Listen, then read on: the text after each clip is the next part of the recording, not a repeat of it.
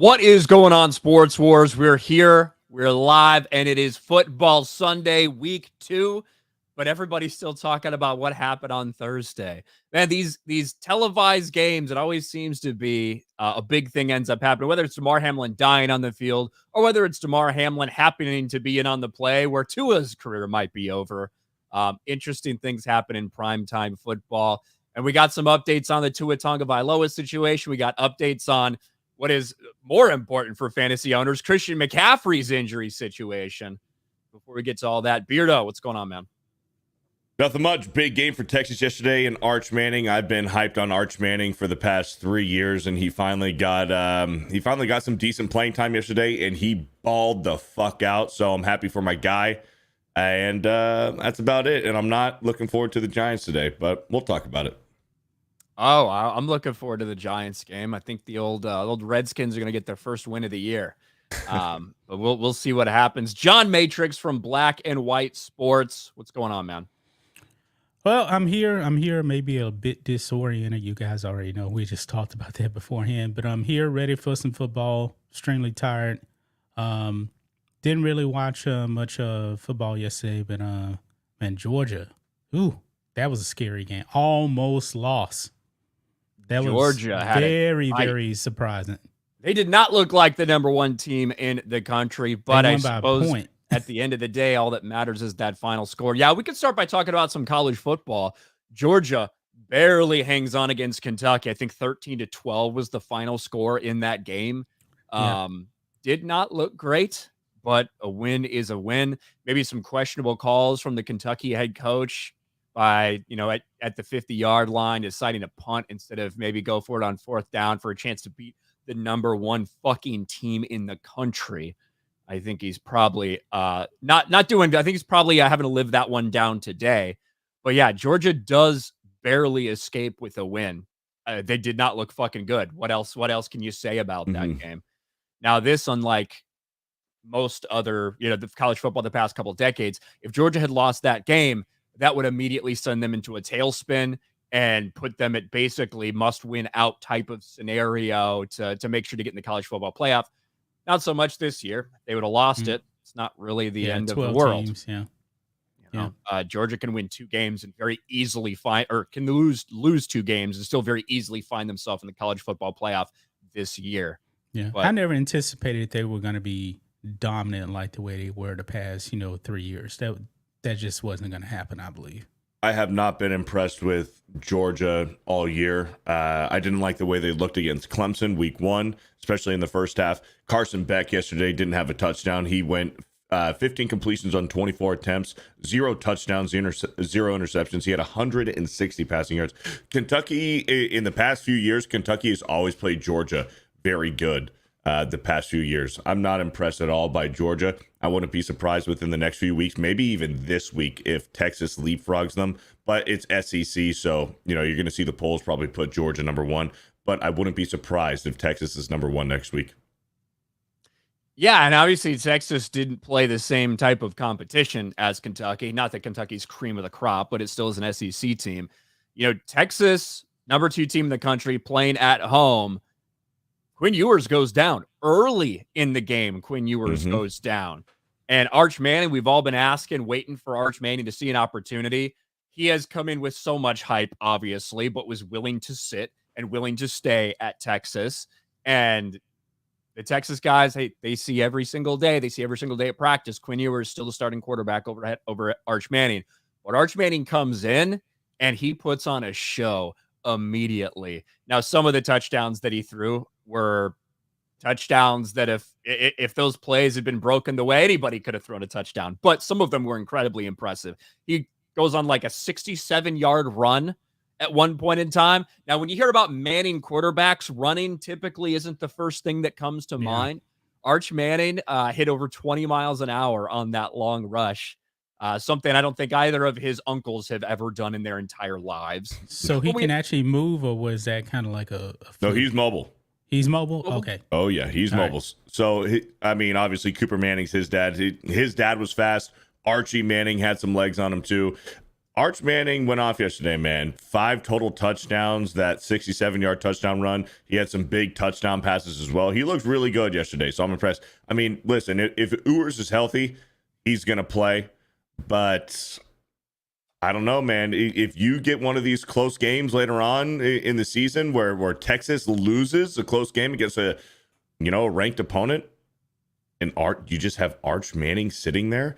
If you're Steve Sarkisian, how do you not think twice about maybe throwing in Arch there towards the end of the season if Ewers is, not effective? Yeah, I think that definitely puts a bug in your head, right? Mm-hmm. Like, regardless of whatever you think, regardless of how confident you are in Quinn Ewers, throwing Arch Manning out there for him to look the way that he looked, that is going to give anybody pause and think, man, we start struggling a little bit. And he does have an oblique strain, and those for a quarterback can be tough to deal with. It's not like some guys can play through the oblique strains because it's going to hit, not on all plays. You're not always going to get it. But if you're a quarterback, when you're focused on rotating and throwing that way, it can be bothersome for you long term if they don't let that sit and heal. So we might have a case where Arch Manning gets a couple of starts here early in the season. I don't know. But obviously, like you said, Cooper Manning, the wide receiver, right. The athletic brother, Yeah. that is Arch Manning's father. So, Yeah. But I'm sure just having Manning on the back like that and running that way, something we have not seen in a long, long time. Right. My Purdue Boilermakers got the absolute shit kicked out of them by a Notre Dame team that isn't actually that good. Just a testament to how bad Purdue is this year. Purdue predicted to finish at the bottom of the Big Ten, and I have no reason to disagree with that. Even bringing in all these other teams, 18 teams in the Big Ten, Purdue's probably going to be the worst this year. USC's got a big game next week. USC at Michigan. And Michigan, I think now that we've seen a couple weeks of them, the loss of Jim Harbaugh, the loss of so many of those upperclassmen from the championship team, Michigan was ranked too high to start the season. They just were. Right. That was all reputation. Yeah, and in defending national champions and stuff like that. Not to say they're a bad team or anything like that, but that is going to be a good game between USC and Michigan. Yeah, but college is more about the coaches, man. When you lose a guy like Harbaugh, man, Harbaugh's just a great coach, man. You're probably going to take a step back. He's good at cheating too. I mean, the Trojans. I mean, week 1, LSU. That was a pretty good test, and it was a really good game too. But now we got USC's kind of first taste at Big Ten football next week against Michigan. So I'm excited. It's going to be a good test for the Trojans. LSU escaped yesterday against South Carolina. Brian Kelly almost had a lot of people in LSU already despised Brian Kelly for some of his antics and everything like that when he first came into it. And then, of course, losing first games of the season so consistently. But yeah, if they would have lost in South Carolina, there would have been a lot of buzz around Brian Kelly and the LSU Tigers. Yeah.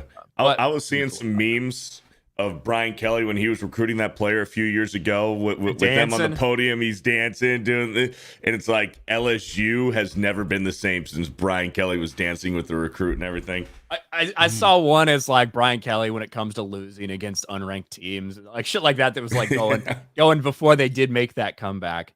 Yeah. Jeremy's not here, despite the fact that Jeremy always says every week, I got to get back. I want to talk about football, blah, blah, blah. He fucking never shows up. But Alabama did win pretty handily against Wisconsin, albeit Wisconsin's quarterback went down. I think on like their first offensive drive, Wisconsin's quarterback did go out. So little limiting for that. But obviously Alabama is a better team than Wisconsin, but it certainly could have been more of a game if they don't have that injury. But I'm pretty sure Jeremy's not going to be impressed with their performance, just knowing how he is. He just says that to like take pressure off so that when they eventually do like lose a big game, I told you. Oh, I said it. Blah blah blah. He did it all last year too. Now he was right, time. But he was right to have concerns early last year though. They were sketchy in the early part of last year. Week one, Texas beat Alabama last year. But Alabama, big game next week. Georgia at Alabama next weekend. Oh, and Georgia coming off a bad game against Kentucky, so Georgia's going to be extra motivated for that game. Yeah. We did see Florida State. We got to honorable mention Florida State, they were so upset they weren't in the national championship game last year. They're now 0-3. They paid Memphis over $1 million to come down and beat the shit out of them. Bro, Florida State looks so fucking bad. Man, Quarterback looked trash. They need to dig up Bobby Bowden and bring him back 20 years to come back. I mean, it probably wouldn't be that hard. I imagine the ground's already disturbed from Bobby Bowden rolling over in his grave. He's rolling over in his grave. But it has been rough. Let's get a couple chats out of the way. Thank you guys for being here. Alex McCarthy, my Jags all the way. Duval, let's fucking go. Honestly, they should have won last week. If they didn't have that fumble, inside the 5-yard line. I think the Jags do go on to win that game against Miami. Yep. We'll be talking more about the Miami Dolphins shortly. Taker for $5. Sorry about that Purdue game, Ryan. Now you know what it feels like to be Beardo every Sunday. That being said, I think the Giants get the W today versus Washington. Well, I guess we'll have to see. We'll have to see about that. James K for $1. I just need to hear you say, "Go Big Red." That's not like Nebraska, right? Nebraska fans. Probably, yeah. Red's the most common fucking color in college football, so it's tough to tell. How many Cardinals are in college football? A lot. How many Boilermakers are there? Tigers. No, there's one Boilermaker. There's one Boilermaker. Purdue Boilermakers, all right? Yeah. How many Tigers? How many Trojans? Yeah, all that shit. Let's see. We said that. Dom, our man Dom with 5 gifted memberships. Thank you, Dom. Gabriel Knight for 5. I disagree with Mark Stoops' decision to punt down 1 with 3 minutes in the fourth quarter, and I disagree in hindsight. He fucking sucks. Yeah, he's not going to live that one down anytime soon. Tua is gay. That's why he's Jeremy's favorite. But if Tua was gay after that 4th concussion, he probably couldn't even remember if he liked dudes or women after getting his bell rung again. We will talk Tua. That's our next subject up. John Gett, Steelers going 2-0 today unless Broncos score 20. It's going to be a tough pick there. 2 teams with poor quarterback play. Garth Knight for 5. Matrix. Do African Americans love the movie Grease? I heard this on the Shane Gillis podcast and wonder if there's validity. You know what? I'm not a musical fan. My mom, she loves musicals. But for the most part, I don't like musicals. It's really a personal choice. It's not a black thing or anything like that. Now, I've actually had to perform in musicals before when I was in college and I was a music major. The performing is one thing, but actually sitting down and watching musicals, I don't like them. That's me. I don't like any modern musicals. I like a lot of that old stuff. Like Grease is such a classic. You know what I mean? I'm not a fan of Phantom of the Opera. I'm not. I just can't get into musicals. Well, that's like a fucking play, though. Then that got turned into a musical. West Side Story is a good one.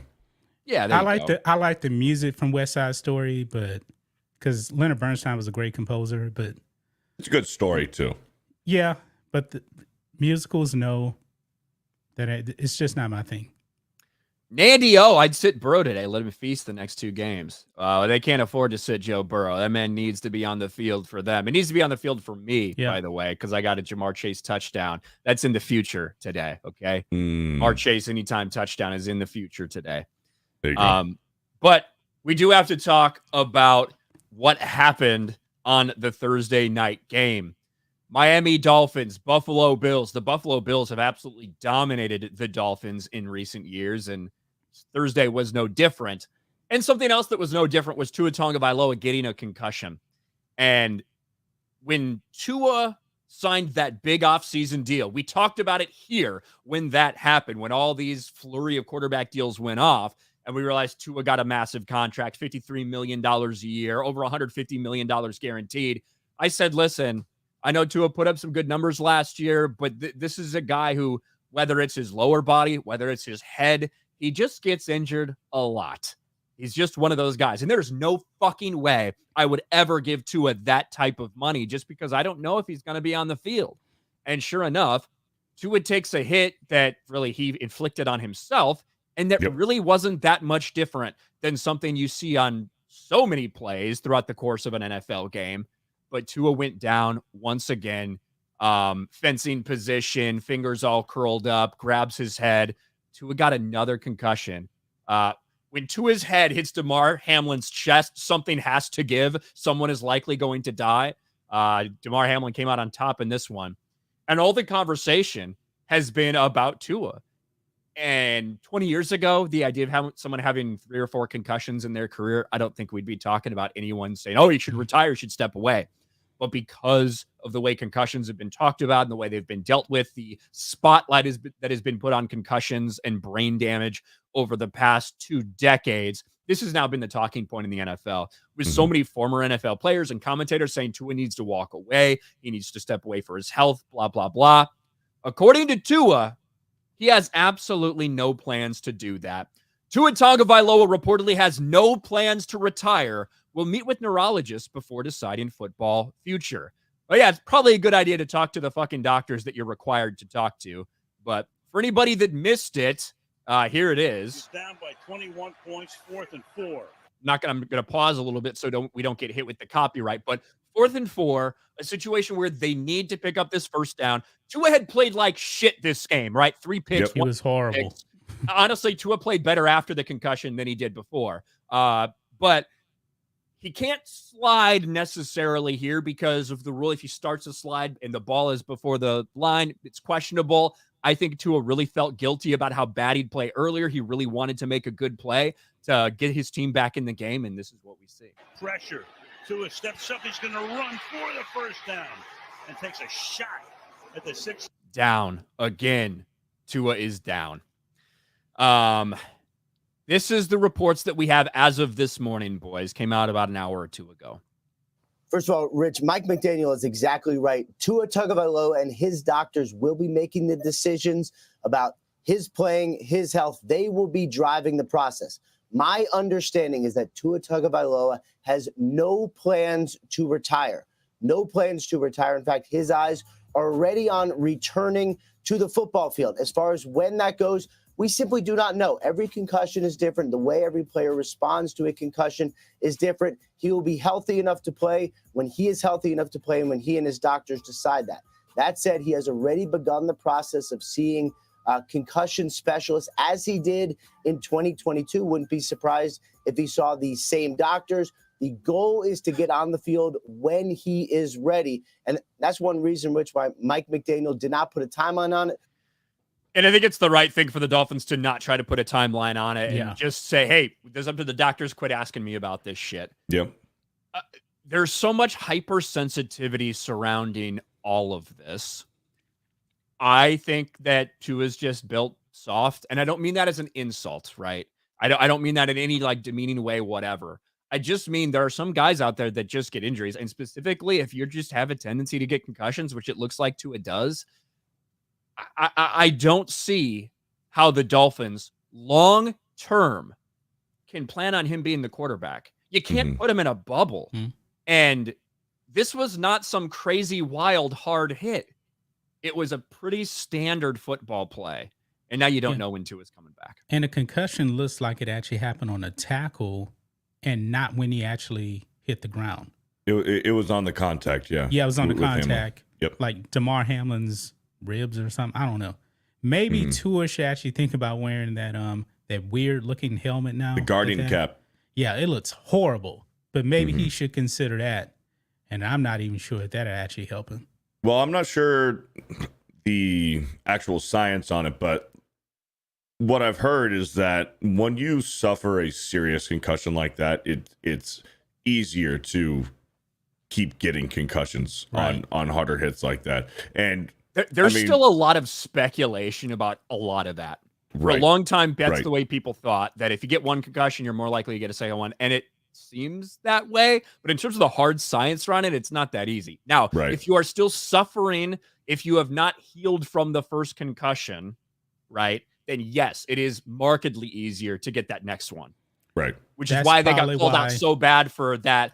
The one in 2022, and he went down and didn't get taken out of that game. Remember, was stumbling around, and then the very next game, he got fucking that really bad one. And that was against the Bills. The first time he got that concussion was against the Bills. His head bounced off of the turf, and then against the Bengals that same season 2 years ago was prime time. It was Monday night, whatever. Maybe it was a Thursday night game. It was prime time, and that was a scary one where he got put on a stretcher and he got carted off the field. And we got a spammer in the chat as well. Okay. But But with Tua, man, so last year, Tua put on like 20 pounds. Like, he was thick last year. I remember a lot of the Dolphins players were saying, we like fat Tua. Tua put on some weight last year. Now, I don't know what happened this year. He lost a whole bunch of weight. I don't know if he's on Ozempic or what the fuck he's doing, but he lost a whole bunch of weight. And I'm thinking, what are you doing? You put on all this extra protection with your weight last year, and you didn't suffer a concussion last year. There was MVP talks of Tua early last season. And now he goes into this current year and he lost a whole bunch of weight again. For why?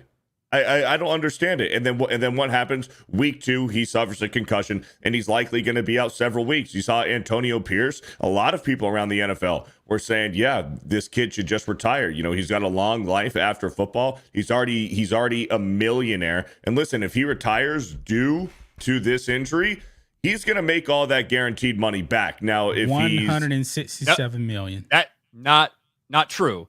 Like, that's what I saw. Yeah. If he's ruled, if he gets cleared, if he gets medically cleared to play, and he decides to retire, he leaves all that on the table. Correct. Now, okay. Yes. If he was medically not allowed to play anymore, if the doctors came back and said, "Hey, you cannot play in the NFL anymore, you're done," he would then get that money. So yes, so that's what I was saying. If he has to retire due to this injury, so what you were saying. So if he has to retire due to this injury, not like his decision. Like, not on him. I don't want to take any more risks, and I think it's best for my health and my family if I step away. No, you're not getting that 167 million guarantee. If he medically has to retire, correct, then he gets that guaranteed money. Now, if he's cleared to play and then he chooses to retire, he's not gonna get that guaranteed money.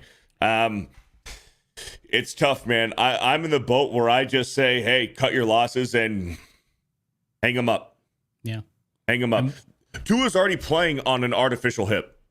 He had a hip replacement before he was ever drafted from his last year in Alabama. Okay, so he's been banged up in college. He's been banged up in the NFL. I think you hang him up. Also, the Dolphins actually have a almost $50 million insurance policy when Tua signed that contract. So if he actually can't play anymore, they get $50 million. So then they kind of, cut their losses a little bit. They'll still have to pay him, a bunch of money still. Well, and if he medically has to retire, I don't think his contract goes against their cap. I don't think so either. There's probably some out for that. But right now, like 40-something million of that money Tua gets this year, right? That is guaranteed for this year, period, bottom line. You're really talking about the 120 million guaranteed or so that would still be on the contract in subsequent years over the next 3 years, basically.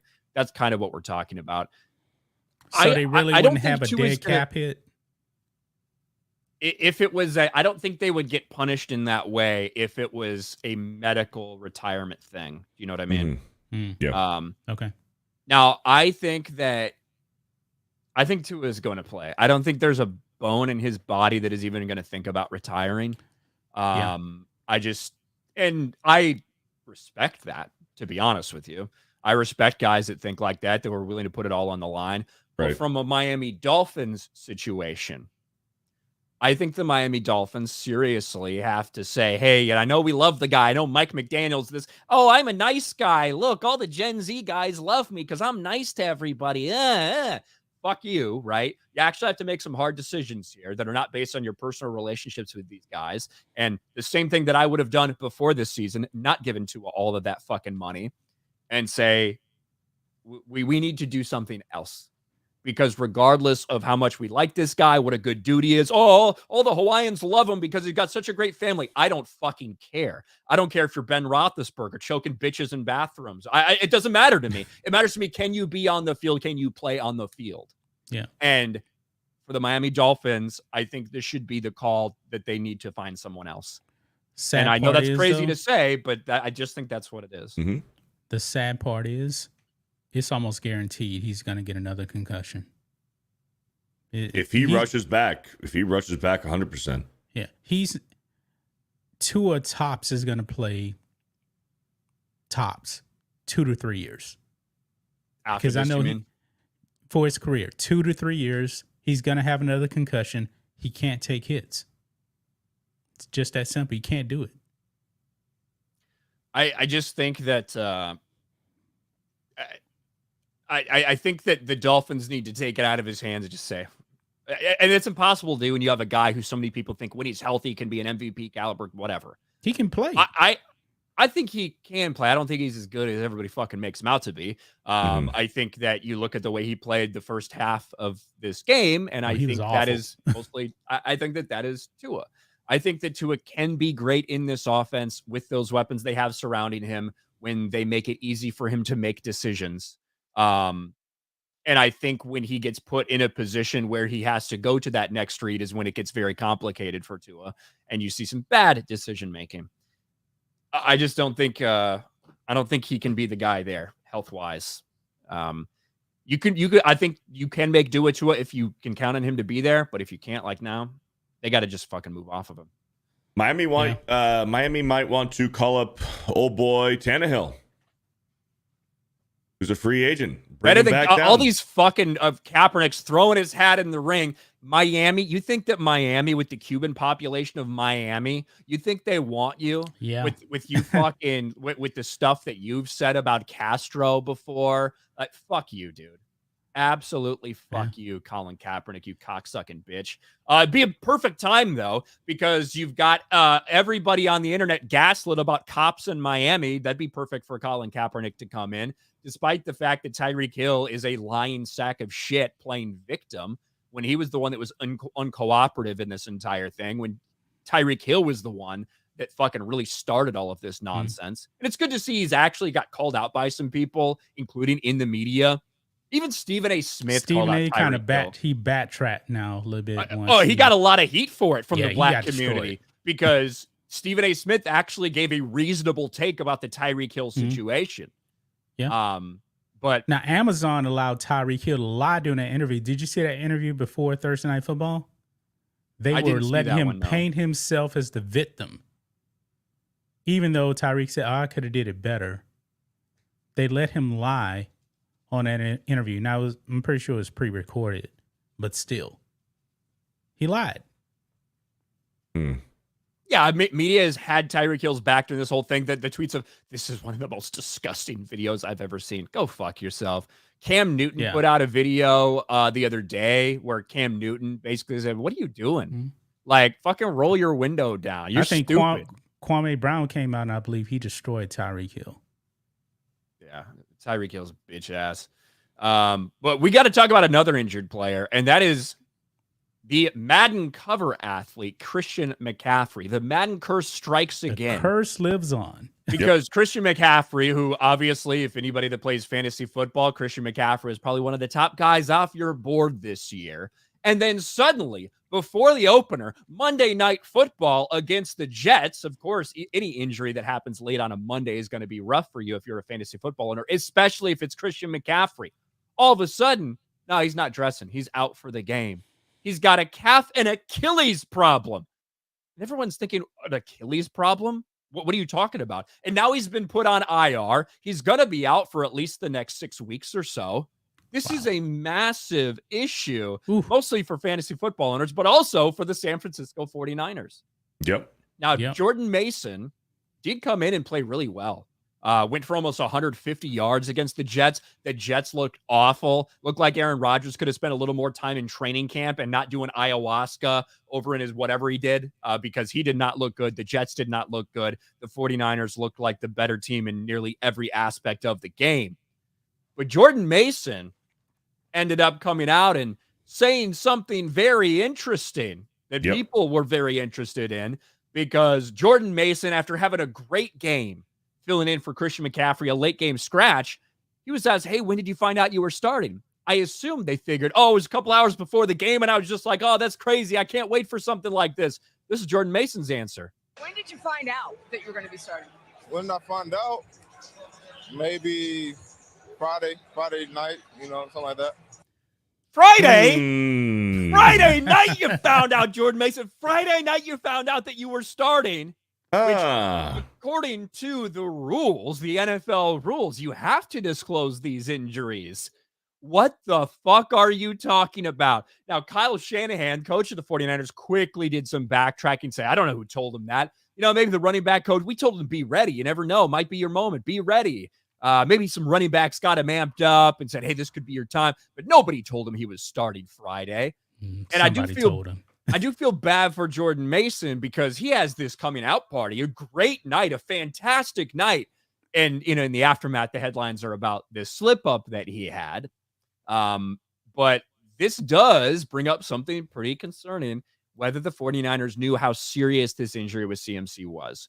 You don't go from nothing to all of a sudden he's on fucking IR with Achilles tendonitis. They were hiding something with Christian McCaffrey. I think everybody feels that way. Oh, 100%. 100% they knew.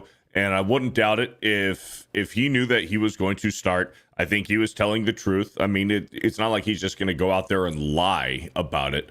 And Kyle Shanahan playing catch up here, trying to play it safe. They 100% told him that he was going to play early. They told him that he was going to play on Friday. And the fact that McCaffrey's out on IR, I don't think McCaffrey, if the 49ers are smart, because right now, the 49ers, they do not need McCaffrey to play right now. They are so fucking good on every single side of the ball. They don't need McCaffrey to play until maybe after Thanksgiving. Rest up. Keep him fresh because they need him for the postseason. They don't need McCaffrey right now to win games early on in the season. They need him for the postseason. Just keep sitting McCaffrey. But Mason 100% knew that he was playing Friday, and the 49ers were playing catch-up on this. Yeah, when did the 49ers say that McCaffrey was on IR? They came out with yesterday. It came out yesterday right? Evening, something. I think maybe the rumors were out then, maybe happened officially today, but yes, he is on IR. Interesting. Yeah, Damage he let control. the cat out the bag. Yeah, he let the cat out the bag. He knew he was starting. They knew something was wrong with him. Yep. For probably even before Friday, they had to know. So when he actually said that, yeah, he was telling the truth. Yep. So the 49ers can't say anything to make anybody believe that he just found out that he's starting. No, he's known since Friday. Yep. Yeah.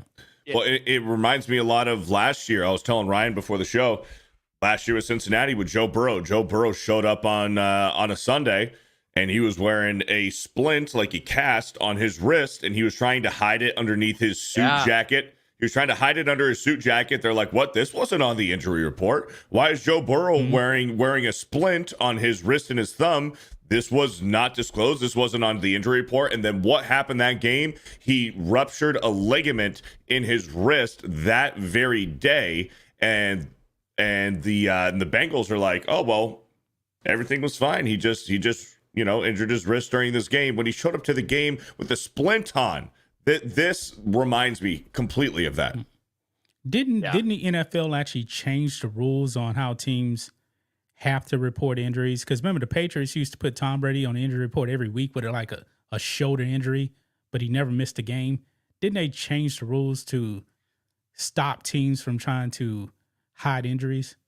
Well, for one, stop teams from trying to hide injuries, but also now that sports gambling has become so prevalent and things like that there's also concerns about those. So there are requirements for when you need to declare people or when people are required to be on the injury report.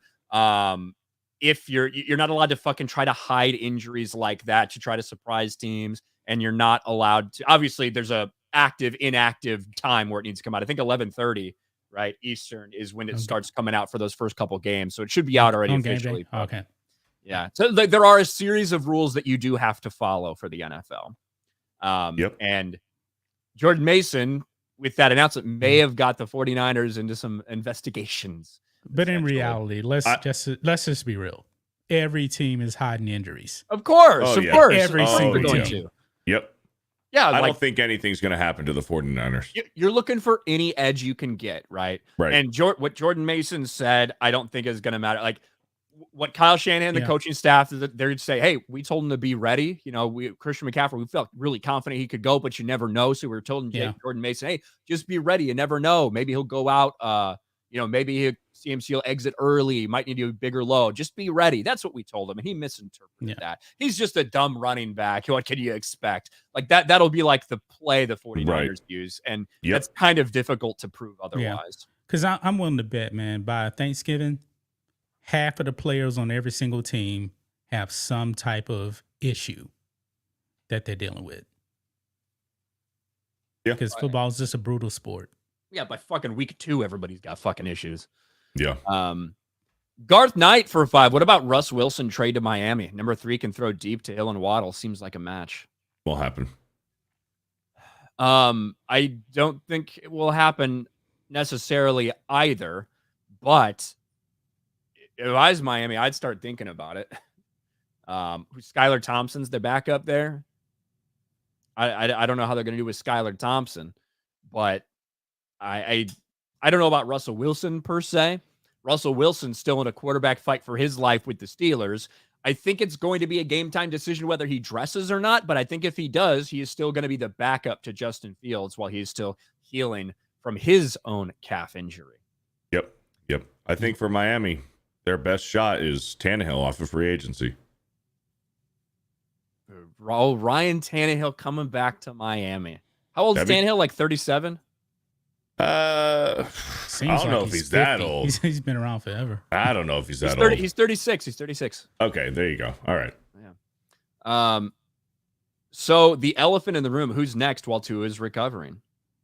Well, as we said, unless they make a move, I think it's Skylar Thompson is the backup there. Yep. You know what? I'm willing to bet, man, the Dolphins right now probably think, you know what? That guy that was in New England, that guy that was in Tampa Bay, lives in Miami. He's only 1 year removed. This offseason, maybe we could have talked him into actually coming out of retirement for a year. That's been the buzz. A lot of people have been rumoring. I mean, there's no truth to it, but I see on Twitter all the time, oh, it's time for Brady down in Miami. Could you imagine if Tom Brady, 48-year-old Tom Brady, however fucking old 47. he is, walks into Miami with Tyreek Hill, Jalen Waddle. He'll be licking his chops. Even though Tyreek Hill is a scumbag, but man, give Tom Brady those weapons even at 47. How does that even happen when he's part owner of the Raiders? Yeah, is that official yet? That's official, yeah. Yeah, but it's already happened. Listen, I do think it would be possible if he transferred his ownership into like a trust or something, a trust thing. I think there's ways you could get around it. I don't think Tom Brady wants to do it. Okay, I don't think he does either. Maybe last year, I think he would have did it because he was actually thinking about playing last year. Well, yeah, there are quarterbacks out there. Like Mac Jones is the backup in Jacksonville. Yeah, just right up the coast. Mac Jones played with Jalen Waddle in college. I haven't found Mac Jones all that impressive, but there are options out there. Joe Flacco is still. I don't think the Colts will trade away Joe Flacco because they know Anthony Richardson's going to get fucking hurt. Right.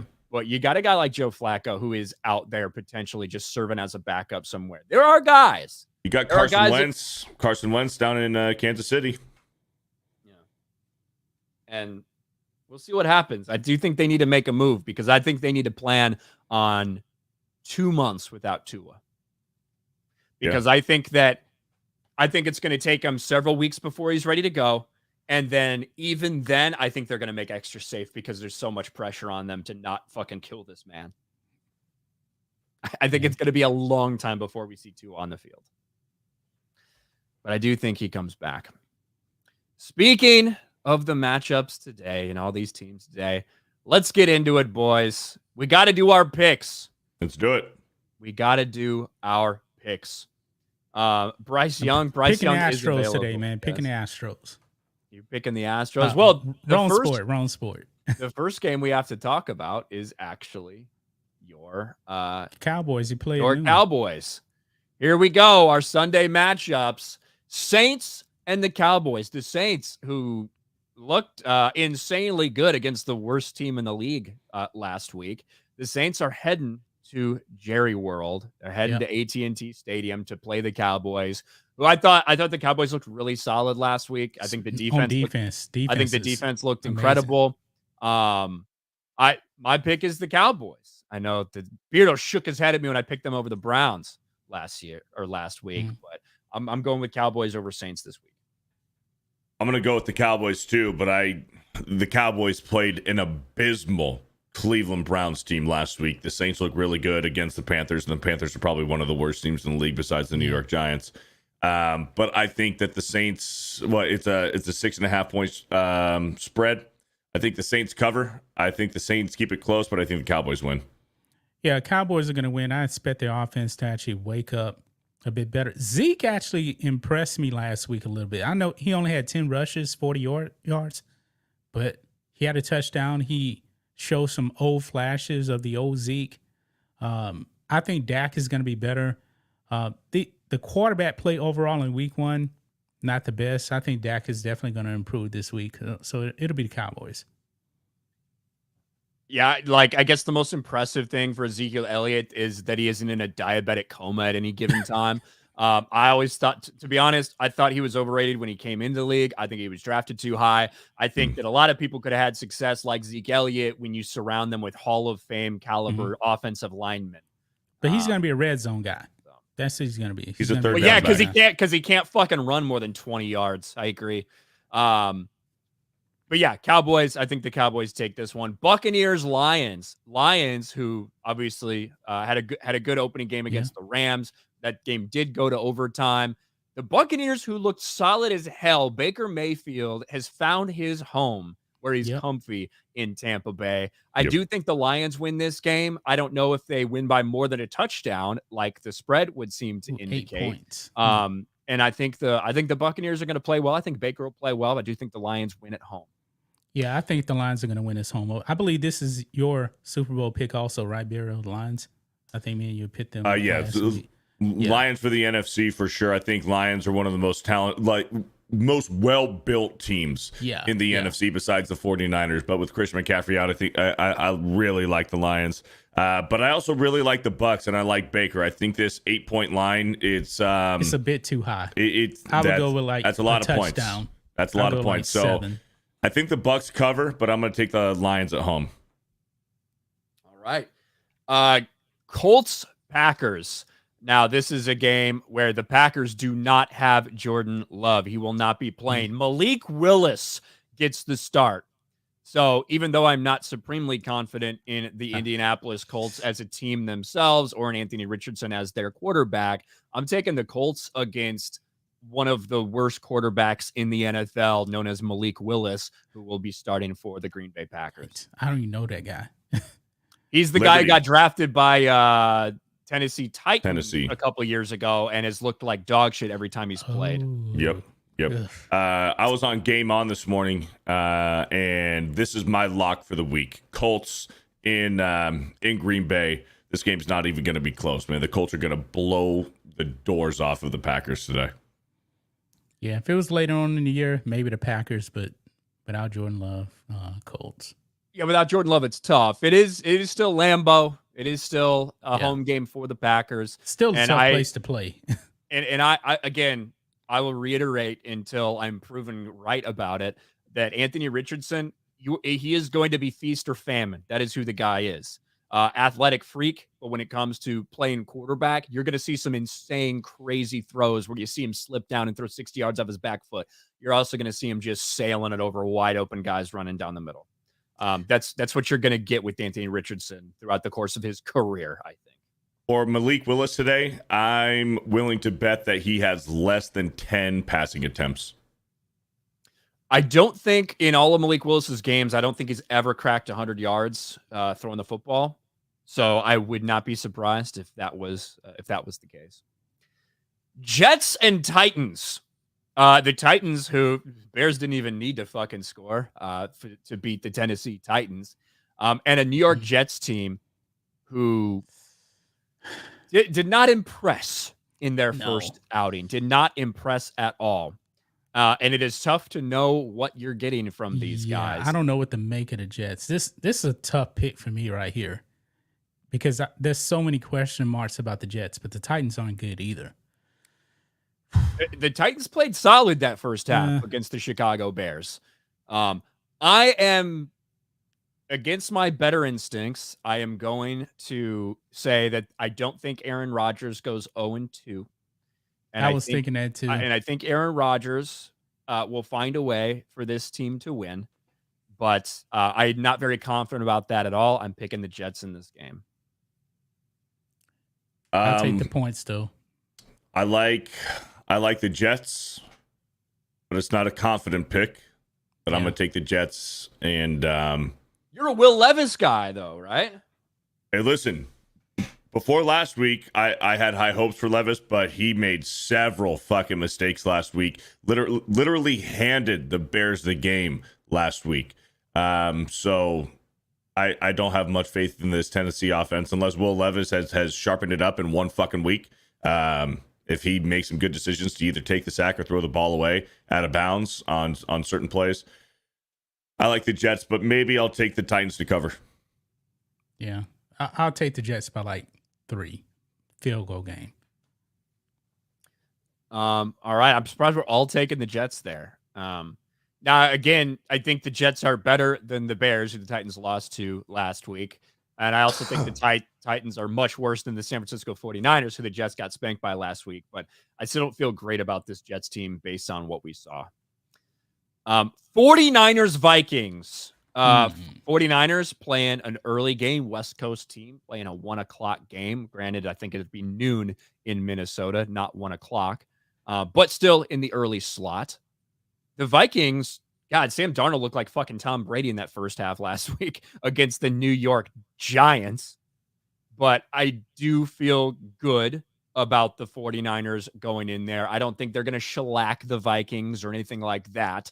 But I do think 49ers take it in Minnesota. Let's go with a shocker pick. Uh-oh, here we go. There's going to be an upset this week. Let's go with the Vikings over the 49ers this week.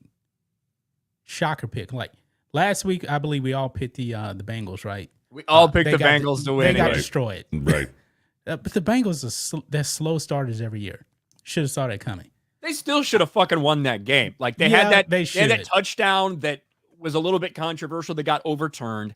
And then right after that, they fucking fumbled right in their own fucking end zone. Like any one of those, if they get any one of those, they win that game. But they still did lose to the Patriots. So here's a fun fact. I didn't know this. Cricket this morning on Game On brought up this fun fact. The 49ers have not beat the Vikings in Minnesota since 1992. Damn. Yeah, it's true. They haven't won there in a long time. And that's a tough-ass place to play, too, man. Minnesota's not easy to play in. With that being said, I'm taking the Niners. Okay. Yeah, I was going to say, with that being said, like we saw the Niners after the Joe Montana and Steve Young era take a nosedive for a little while. And we also saw the Vikings enter their Randy Moss, Chris Carter, Dante Cunningham era. Or Dante Culpepper, not Dante Cunningham. And, you know, Vikings have not been like an awful team over the last 30 years. They had the Favre years and stuff like that. They've been solid with Kirk They've been Cousins. good for the most part. They just haven't been great. Yeah.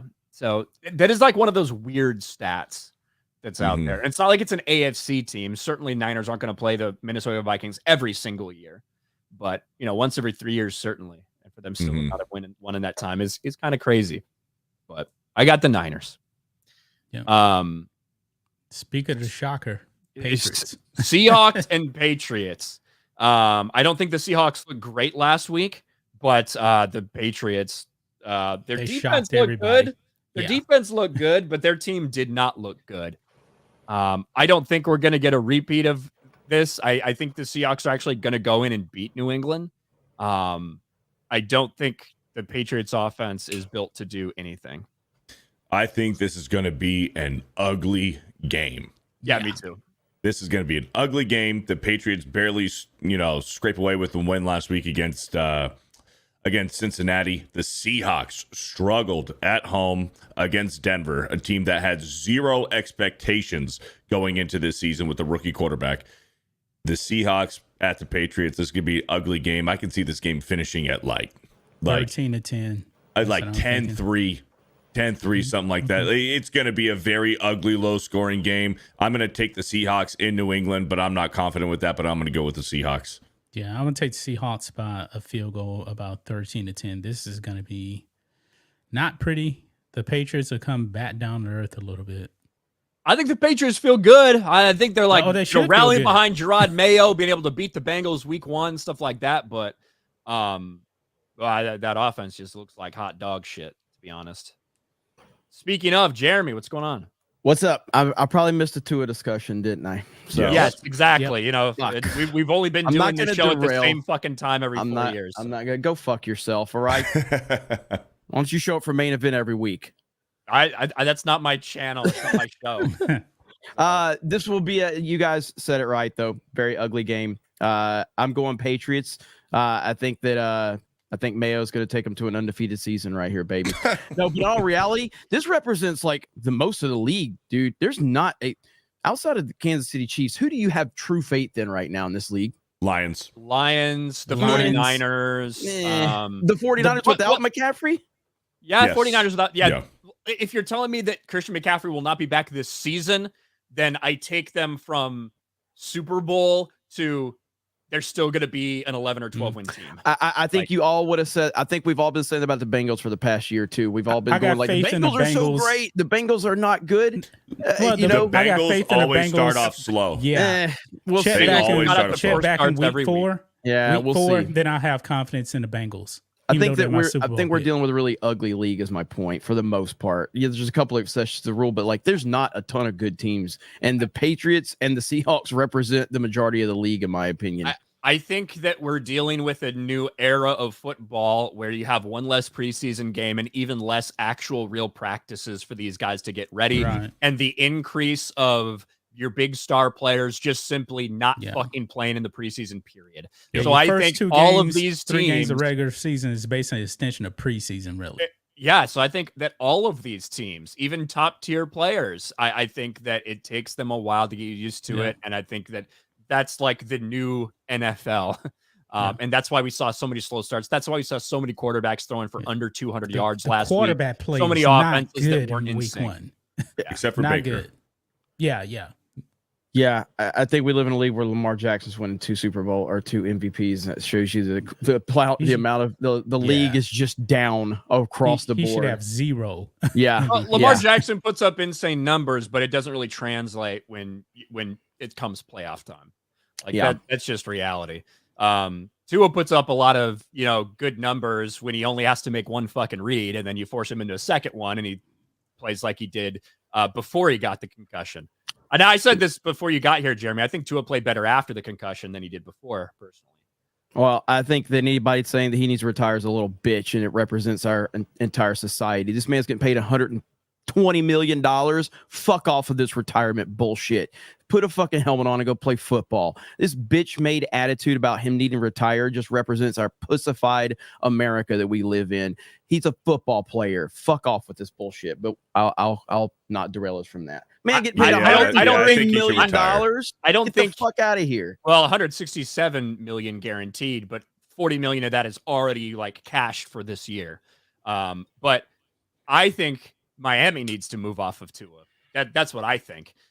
Because this dude is not ever going to be fucking really healthy and be able to play for you. You can't bet on you can't like rely on him. You just need to move off of him. That's a fair point, but the retirement bullshit's what's pissed me off. All these fucking holier than air players that played their whole fucking career, ignoring injury protocol, ignoring reporting their fucking concussions, and now they're getting on TV going, "We just love him and his family's so wonderful and football is so dangerous." Go fuck yourself.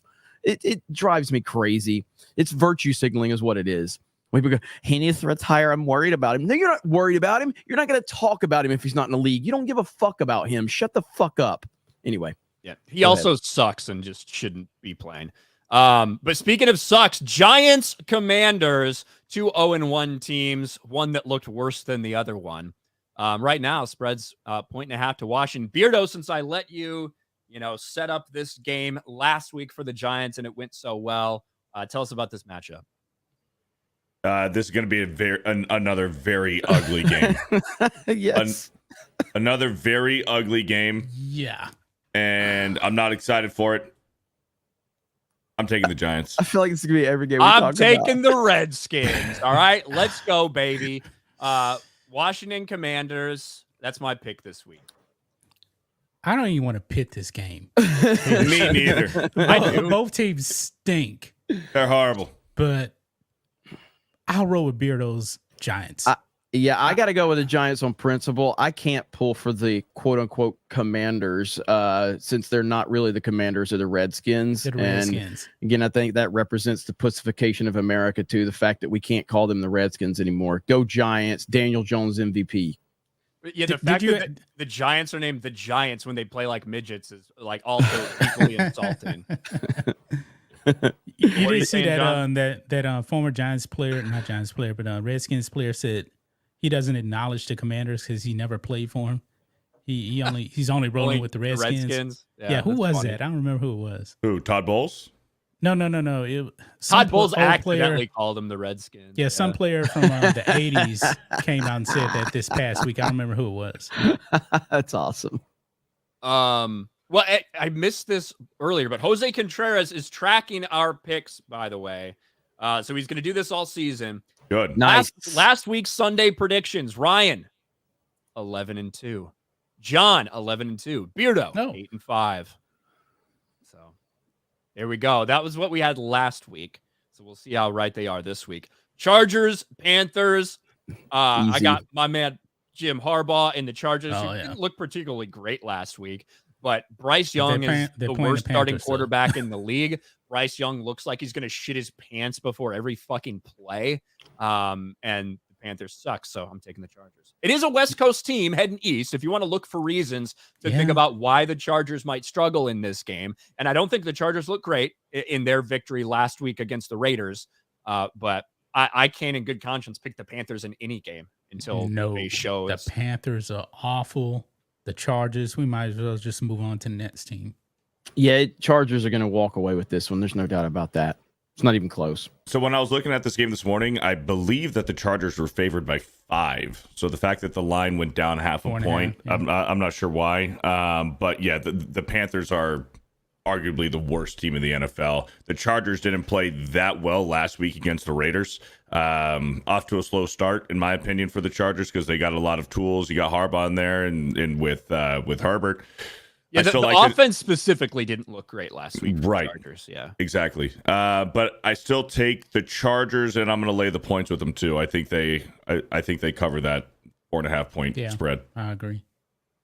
Browns, Jaguars. Now, even though Deshaun Watson has another lawsuit, and even though Deshaun Watson has played like absolute ass, I did hear that he was happy with Florida's massage policy.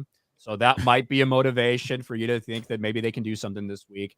The Jacksonville Jaguars played good enough to win last week. They should have probably won if you don't have that fumble by ETN on the 2-yard line against the Dolphins. And I think they get it done today or this week against the Browns this afternoon. Yeah. Deshaun Watson has gotten more massages than wins. That's saying something. This is another lock for the week. Take the Jaguars. Lay the points with Jacksonville this week. This is a lock. Yeah, Jags did play very well last week, and they should have beat the Dolphins. So I'm taking Jags. Yeah, it's going to be a happy ending for the Jaguars over the Browns. There you go. Thank you, John. Raiders and the Ravens. I love this game this week. You love this game? I love this game. 8 points. 8 points for Baltimore at home. I like the Raiders to keep this close. Yeah, I'm picking the Ravens to win the game. I don't know if it's going to be by more than a touchdown or not. I was not particularly impressed with the way the Raiders played. I wasn't particularly impressed with Gardner Minshew at quarterback either. And the Ravens lost a very, very close game in that opener. Lamar Jackson missed a couple throws that he easily should have completed to win that game, or at the very least force overtime, I should say, because they wanted to go for 2. Who knows how that would have turned out. But I got the Ravens coming out and trying to make a statement against the Raiders, get their first win. I'm going to take the Ravens to win as well. I'm going to take the Ravens to win, but I like the Raiders to keep this close. I think the Raiders with Minshew, they're just going to get more comfy. Minshew's a good game manager. He might make a mistake every now and then, but for the most part, he's consistent, man. I like the Raiders to keep this game close, but I think the Ravens are going to win, but I wouldn't be surprised if the Raiders win. I want to go with the Raiders. I'm going with the Raiders. And the Ravens are going to be 0-2 to start the season. So there you go. I'm going with Raiders. Go Raiders. Oh, and let's go Chargers. Raiders. What game is Brady calling today, by the way, so I can avoid that one? Cowboys. Okay. Cowboys again? He's on Fox. And the Cowboys are always on Fox for the most part. Yeah, So but he's is it? Yeah, but is it the But game of the doesn't week? he usually does the game of the week, which should be an afternoon game? Which No. would be- He's calling the Cowboys game. I believe that. Are you sure? I'm pretty sure. Maybe he is. Maybe he is. Otherwise, it would be Rams Cardinals, which that'd be kind of a waste, I suppose. But Rams Cardinals, and both teams are 0-1, but both teams at times look like Kyler Murray went half by half. The first half, the Cardinals were moving that ball. They looked, holy shit, this is a new Cardinals team. Marvin Harrison Jr. looks like a fucking lazy sack of shit. But the team was moving the ball. They're going to be hosting the Rams, who, if they had got the ball in overtime against the Detroit Lions, I think the Rams probably actually walk away with that victory. But obviously, the loss of Puka Nacua, not too great for the Rams. I have the Rams going into Arizona and winning this game, however, getting their first victory of the year. I agree. I'm taking the Rams. Cards. Jeremy's going with the Cardinals. Steelers and Broncos. This is a game I have no fucking interest in watching. Great, a 31-year-old rookie quarterback in Bo Nix who's going to throw the ball 50 times for 150 yards for the Broncos. The Steelers going to rely on that defense and Justin Fields to hopefully not make any mistake. Justin Fields is going to throw the ball about 10 times for 150 yards and have 75 yards rushing. And I think the Steelers are going to walk into Denver and win a game with 5 kicks from Chris Boswell. If Ryan is predicting that a Justin Fields led team is going to win, even if he doesn't give Fields any credit, that's a huge prediction because not a bone in Brian's body wants to say anything nice about Justin Fields or the team he starts for. So, I think he still has a Bears jersey with his Justin Fields Bears jersey though. I fucking don't.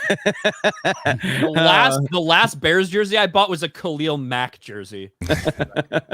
I think it is absolutely ridiculous that Pittsburgh is favored in this game. It is kind of so fucking retarded. I'm taking Broncos all day, and the Broncos are going to cover, and the Broncos are going to win. Yeah, there's no way. I'm taking Broncos as well. And this is in Mile High, right? This is at Mile High, yeah. In Denver. Yeah. Listen, the Broncos Steelers look like historically shit. do not travel well to Denver. Well, that's because Ryan Clark had fucking black with his sickle cell disease, so he couldn't play. That's why. TiVo time. But I just I was not impressed at all by Bo Nix last week. I was not impressed with Sean Payton in that fucking offense, and I think now they're facing a nasty fucking defense. And the last thing you want your old quarterback, but young experience-wise in Bo Nix to go up against is TJ Watt. And I think that the Steelers defense is going to have a field day with this Broncos team. Thing is about Bo Nix, he gets the ball out quick. Yeah, he got it out so quick, he had the time to throw it 50 times for about 180 yards last week. So we'll see how that goes. But yeah, I don't feel good. I feel disgusting picking Justin Fields to win the game. But I think the Broncos are worse than the Falcons team that they beat last week. And that's kind of the reason I'm making this pick. Bengals Chiefs. Big game. I hate Big this game is in game. week 2. I don't like Big this game in fucking week game. 2.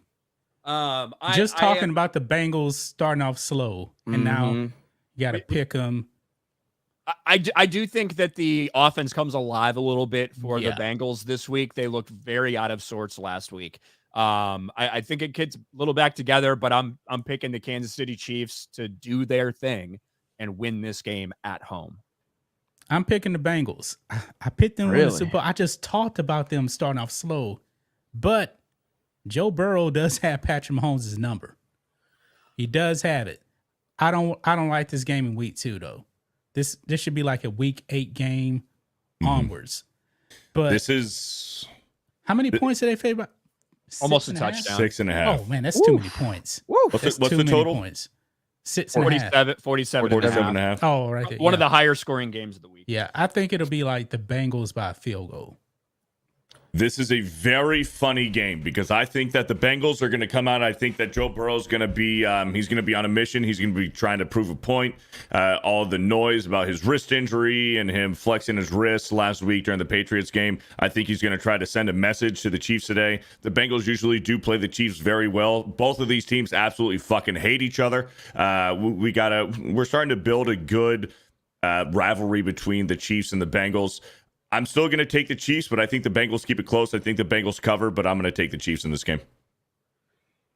Yeah, I mean, I want the Bengals to win.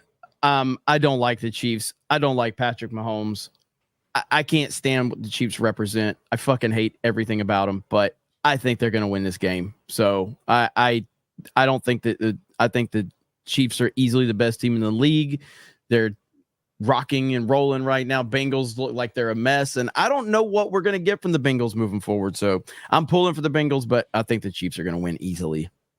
Tough schedule right off the bat for the Chiefs to have both the Ravens and the Bengals, but they do get both of them at home, right? Probably the two best other teams in the AFC in week 1 and week 2. Would not be a surprise to see either of those teams a little bit later in the season. But yeah, I'm going with Chiefs. I think Jamar Chase gets a touchdown. Speaking of, over there on Prize Picks, we talked about him last week. We talked a little about it this week. I do have Jamar Chase for that anytime receiving or rushing touchdown. I think it's gonna hit for me this week. If you guys want to go play the biggest daily fantasy app there is around, go download Prize Picks, or you can click the link in the description, or just go download the app. Use code GG and get $50 instantly when you play $5. You don't even have to win. You put your $5 play out there, and even if you lose it like Jeremy probably did the other night, you still get that $50. So go check out Prize Picks. Yeah, let's say I didn't have a good I love Dolphins game. Kicker parlays. I love picking the kickers. Today I have a parlay with Aubrey with more than a field goal and a half. Graham Gano more than a field goal and a half. And then I have Harrison Butker with more than 2.5 extra points made. That's my kicker parlay today. Yeah. The most exciting thing you could have possibly talked about was kickers, Beardo. I hate it. I actually hate making picks on kickers. Because, and you can say this about anything. You can say this about passing yards. You can say this about rushing attempts. But for the kicking stuff, so much of it ends up being determined by like how the game is going. So, like, for instance, I thought that Miami Dolphins were going to kick a few field goals in their game against the Bills, because I thought, I think they'll drive down there, but maybe that Bills defense keeps them out of the end zone very quickly because Tua just decided to turn the ball over 3 fucking times. Did you watch the fucking game? The first one was not his fault. The first two were not his fault. Fuck up. People like Robbie Chosen ran the wrong route. Oh yeah. You know, if Robbie Chosen run the right route and he had fucking thrown that ball where it was, Robbie Chosen would have been out of the game doing a fucking concussion. Quit bitching me about that Robbie Chosen wrong route, because that was a bad throw by Tua. And this, what are you going to say about the third one? He thought the fucking ref was that was him. That was on him. But you can't sit there and act like first one not his fault at all. I mean, second one was his fault. If you want to nitpick, you can say the first one was his fault too, if you want to. The first two were not his fault though. But he's the quarterback, so he gets to blame for it. But if we're being real, both of those balls were in the spot that they were supposed to be. Bottom line. If that second ball to Robbie Chosen, based on where that defender was, Robbie Chosen should have ran up that way for these people, that he would have got fucking obliterated, and it would have been an incomplete pass or a tip ball interception. That's what would have fucking happened if he had thrown the ball right there and Robbie Chosen had happened to run up there. Listen, so, all I'm saying is betting on kickers is easy money. Well, if you're making your picks through Prize Picks, you still got about 15 minutes before the game starts. But the best game of the week, the most exciting, high-flying offense in the NFL when it comes to the Chicago Bears and Caleb Williams, who put on an incredible performance last week. They are traveling to CJ Stroud and the Houston Texans. No matter what you say about Tua, I've got the Texans. no matter what you Smart say man. about Tua, at least my quarterback don't put fingernail polish on Ryan. Okay. So by the time Tua actually wakes up from this concussion, he's gonna think he fucks dudes. It All doesn't right? matter. But your boy actually does. Okay. Oh, he just wears nail polish, which is pretty gay. And he wears a purse. It's the next And a pink generation of phone. fucking young black men. I'm I blame John. Oh God. I'm laying the points with the Texans. Yeah. I'm Texans, and I'm taking over 6 points. Yeah, the Texans easily have this one in the bag. Well, I don't know about easily, all right. But I do got to pick the Texans. You've also got a couple injury concerns that are probably not going to know until a little bit later.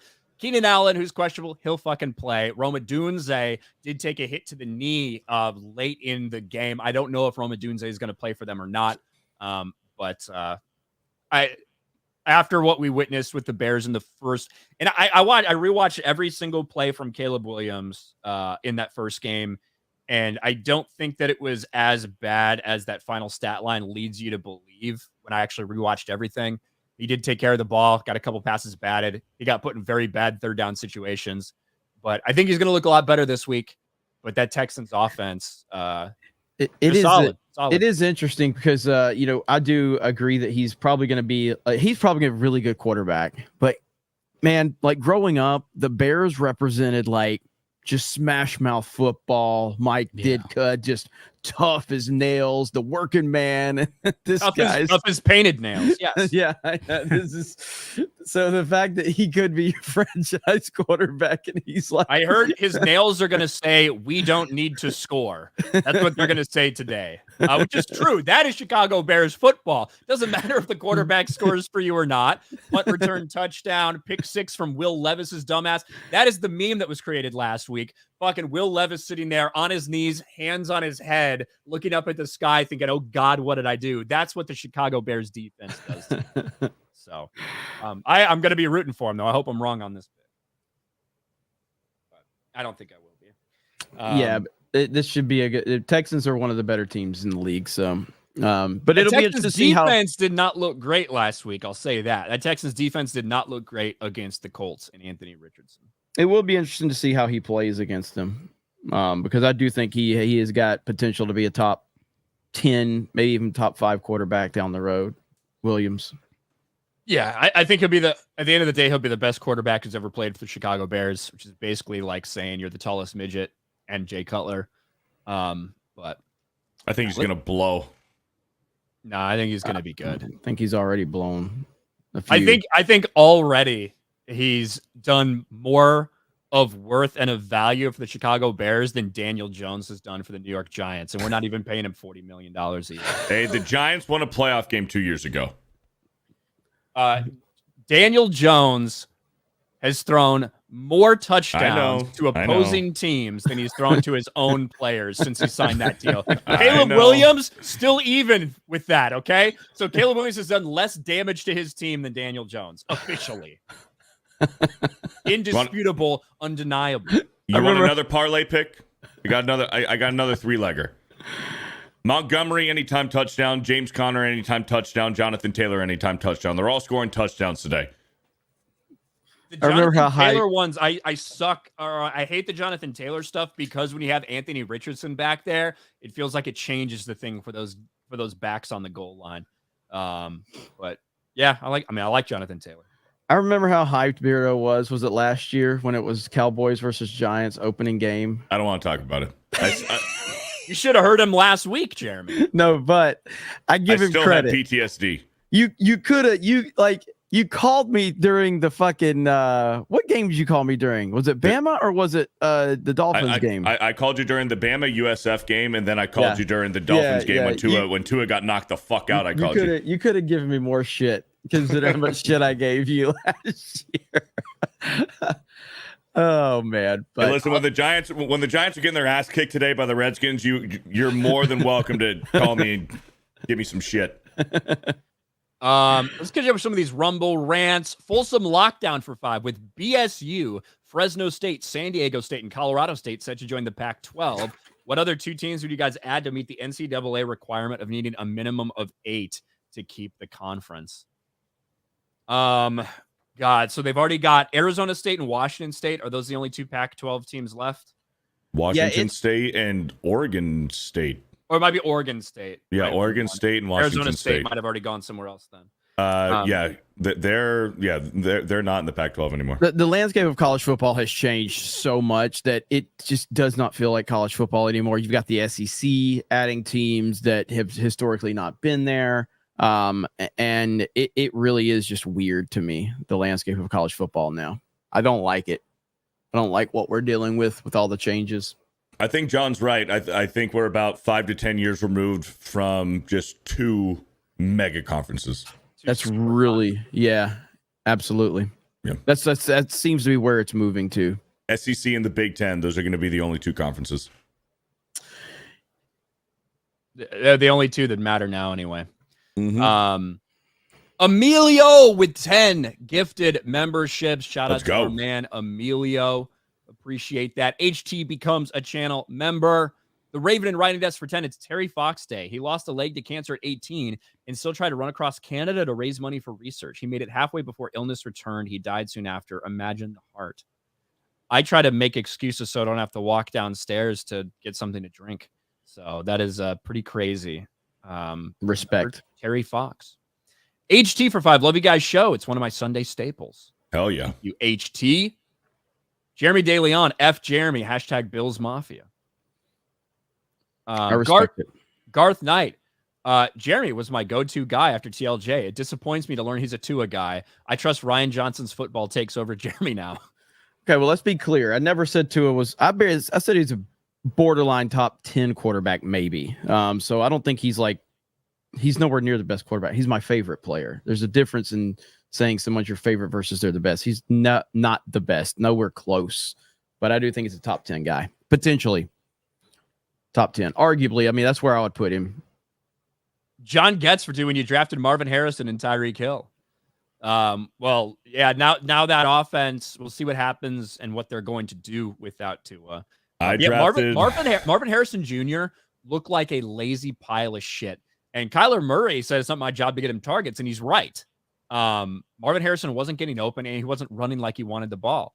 He was running like he was trying to break up that interception in the game between Ohio State and Michigan last year when he didn't go for it. He wanted to protect himself. He didn't want to get injured. And that type of laziness is now what we're witnessing from him on the field. So, yeah, I have Marvin Harrison Jr. on my fantasy team, unfortunately. And Tom Brady's going to the Dolphins anyway, so everything will be good. That's a fucking joke. Steelers won an AFC Conference Championship game in Denver. Yeah. Chiefs Samba for 2. Why do you hate Patrick Mahomes and the Chiefs? Jeremy hates him because everybody else likes him right now. I think Patrick Mahomes seems like a good dude and everything. I fucking hate the way he looks when he runs. I think he's awkward as fuck. I hate what the Chiefs represent with the Taylor Swift bullshit and the Travis Kelce bullshit. I just can't stand that whole circus around it. Championships before that.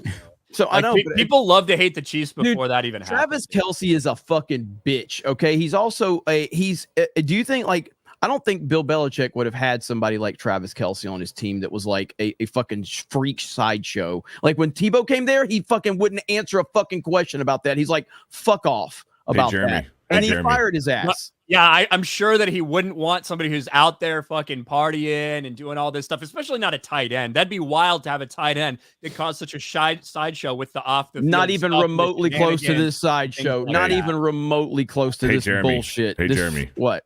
The game's starting in 6 minutes. Oh, okay. Well, either way, fuck the Chiefs and fuck Travis Kelce. The Rams O-line was so injured. Go Rams. Yeah, they took a beating. Stafford took a beating and somehow just keeps getting up. Patrick Mahomes, by the way, had a great fucking answer to the question, hey, are you going to be endorsing anybody? Yeah. He did. It's like, it's not my place to tell people which candidate to vote for. I just encourage people. I use my platform to tell people to go out there and register to vote, do your own research, and do your own thing. Caitlin Clark said something also very similar the other day when pressed about the post that she liked from Taylor Swift. They wanted to get her to endorse Kamala, and she said, "Yeah, it's not my place to endorse a candidate. I just want to use my platform, tell everybody to go register to vote, do your research." Mhm. Yep. Great answers from two people Smart. who know that both political parties watch and buy sneakers. Yes. Jeremy, did you see Austin Nassau's newest Trump impersonation short outside Wrigley Field? Maybe watch it to close the show. Ryan might enjoy it. I'll watch it on CobraCast. Where are we? I think we're all caught up on chats. Yes, we are. That's gonna do it for us this week. John, what do you guys got going on in black and white sports? Football. Watching football. Nothing else to say. Nothing else to say. All right. Beardo, what about you? Just football. And if we have a good game tonight, I'll have a recap over on this channel later. And then, Ryan, we doing Monday evening quarterback tomorrow night before the game? Yes, we will be. Cool. Sounds good. So, got another show tomorrow before the Monday night football game, and that's about it. Hell yes. And you, Jeremy, you can show up on time so you can talk about Tua next week. Maybe we'll see. But he'll be back soon. Fuck all these retirement bullshit talks. I don't think he's going to be back for weeks and weeks and weeks. They're going to take it really fucking slow. He'll come back when Odell Beckham comes. It's what week 4, 5. I think he'll be back then. There's no I way. think they're going to take a long break. I think that it's going to be a couple weeks, and then they're going to give it a couple extra weeks. Garth Knight for 10. College football has always been minor league football. I love that people from Alabama pretended for 50 plus years the players were at Alabama for an education. And nobody in Alabama believed that shit. Julio Jones was rolling around in a fucking Hummer in Tuscaloosa. Everybody knew what the fuck was going on. Been paying players forever. Right. So yeah, and Alabama has the most players in the NFL right now for any college football team. Roll Tide. Yeah. How many quarterbacks they got? 3. Jalen Hurts doesn't count. He's from Oklahoma. Oh yeah. Two is dead. Mac Jones sucks. No. All right. Actually, yes, 4. Is Mac Jones? Where's Mac Jones though? Right now, Back up in Jacksonville. I think that Miami should go get him. Yeah.